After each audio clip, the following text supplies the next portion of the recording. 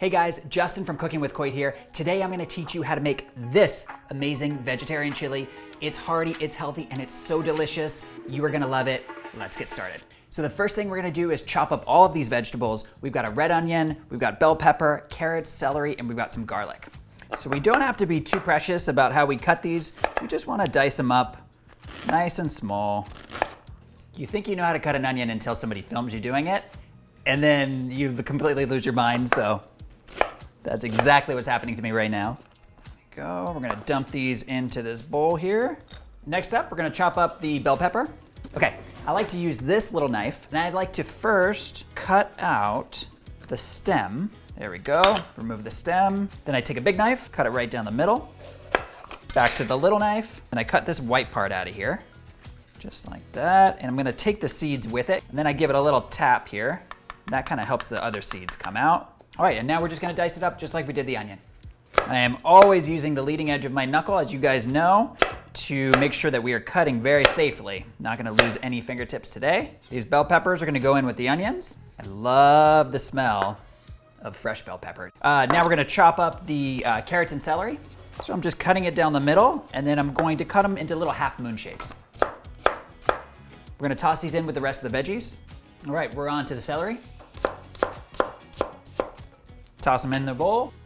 What I love about this vegetarian chili is that it is really like a front-loaded recipe. All of the work is in the chopping, then once you put it into the Dutch oven, the rest is really easy. Next thing we're gonna do is mince up the garlic. All right, so we are not gonna throw this garlic in with the rest of the veggies because we're gonna saute this first, and then the garlic comes second so the garlic doesn't burn. Now we're gonna toss all of our fresh cut veggies into this Dutch oven. First though, we're gonna add a little bit of olive oil. Let's add the veggies. Look at these colors, are so beautiful. I love how this looks already. Now we're gonna add just about a quarter teaspoon of salt. It's really just a pinch. And what the salt does is it helps coax out all of the great flavor of the vegetables. We're gonna let these veggies saute for just about 5 to 10 minutes, just until they're a little bit translucent. Now it's time for our garlic. Now we purposefully didn't add the garlic until this step. We wouldn't wanna do it too early because we don't want the garlic to burn.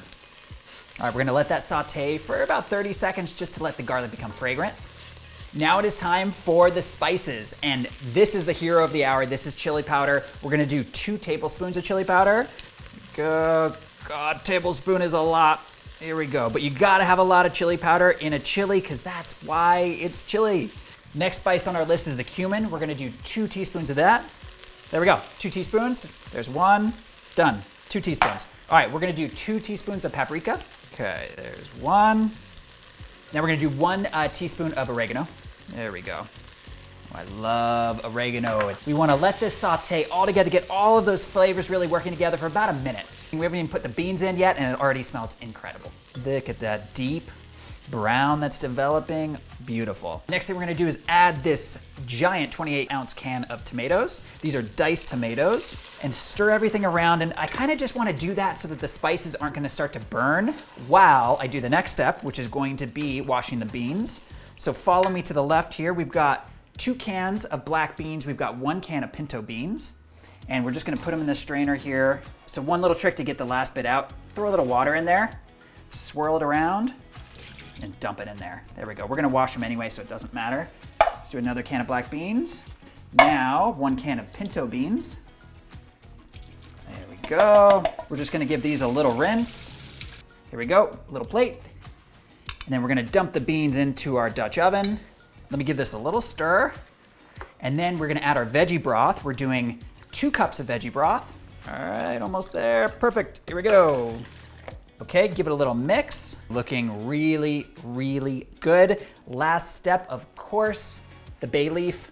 These guys have so much flavor, you gotta toss it in. All right, so we're gonna turn the heat up on this guy. We wanna get it to a nice rolling boil. And then after it's at a boil, we're gonna turn the heat down and get it to a nice gentle simmer.